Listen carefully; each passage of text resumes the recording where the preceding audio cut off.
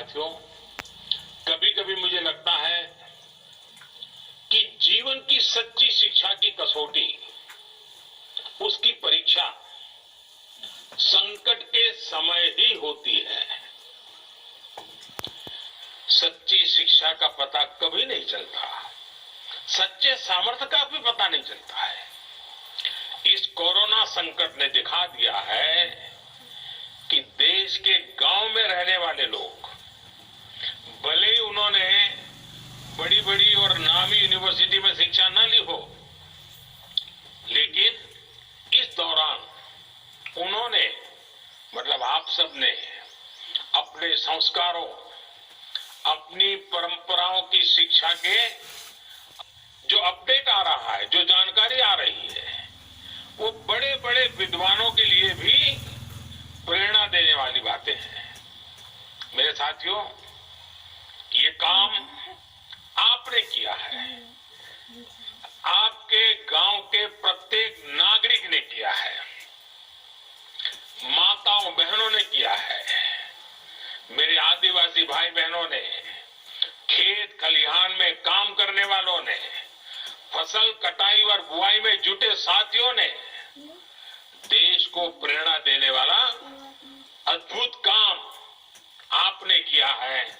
और इसलिए मैं हिंदुस्तान के हर गांव को, हर गांव वासियों को प्रणाम करता हूं।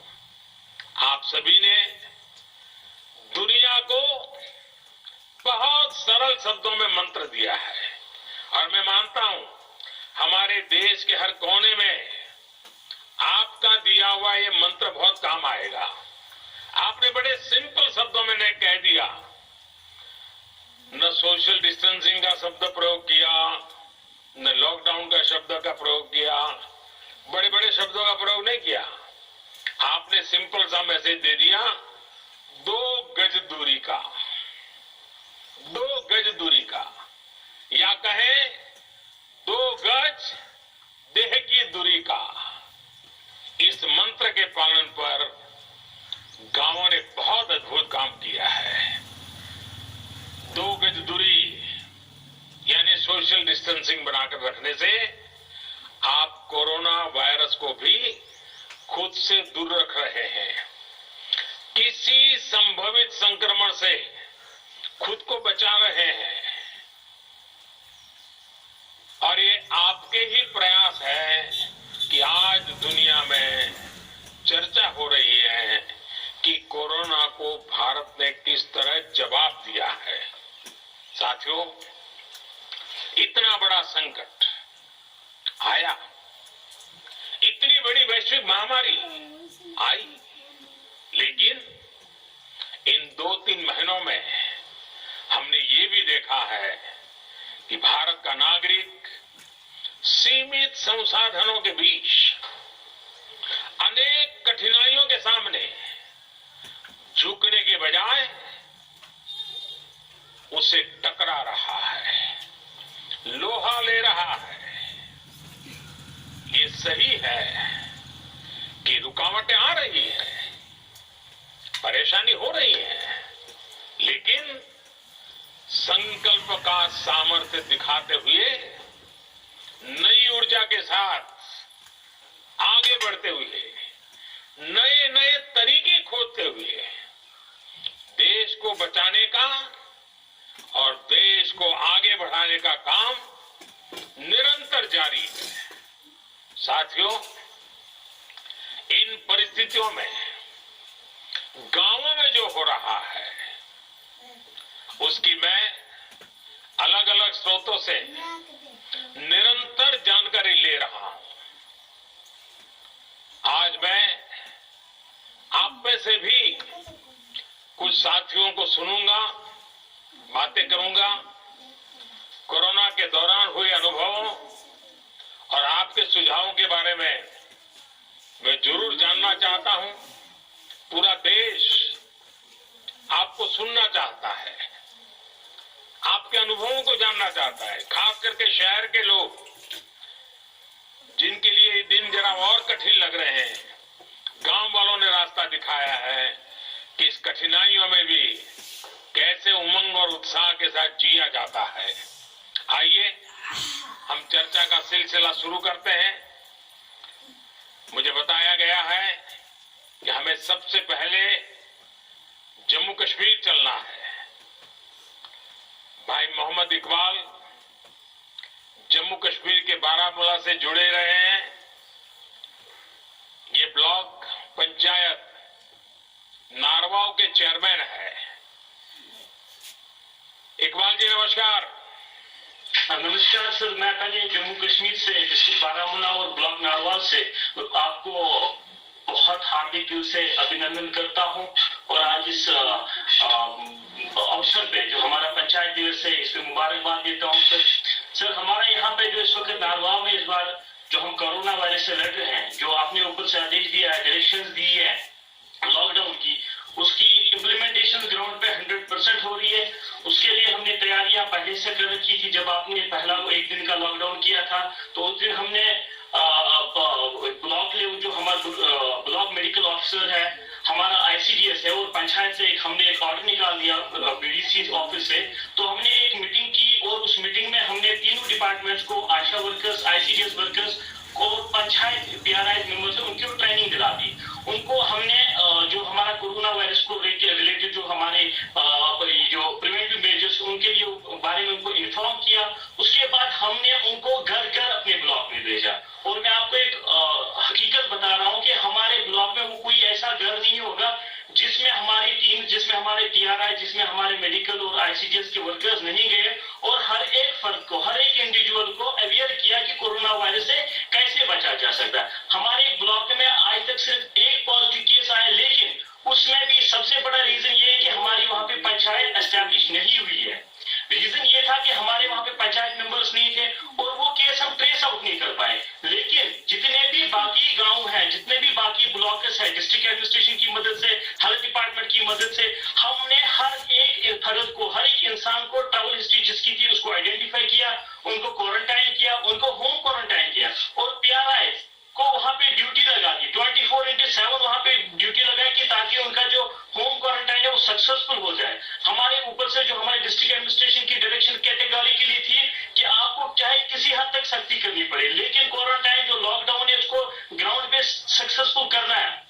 हमारे पंचायत राज एडमिनिस्ट्रेशन के जितने भी मेंबर्स हैं, हमारे डिस्ट्रिक्ट एडमिनिस्ट्रेशन की डायरेक्शन उन्होंने दी थी कि आपको ये एक्चुअली इन रियल सेंस जो लॉकडाउन सक्सेसफुल करना है वो पीआरआईएस को करना है। तो उन्होंने रोस्टर बना के वॉलंटियर्स के साथ रोड पे रह के लॉकडाउन को सक्सेसफुल किया।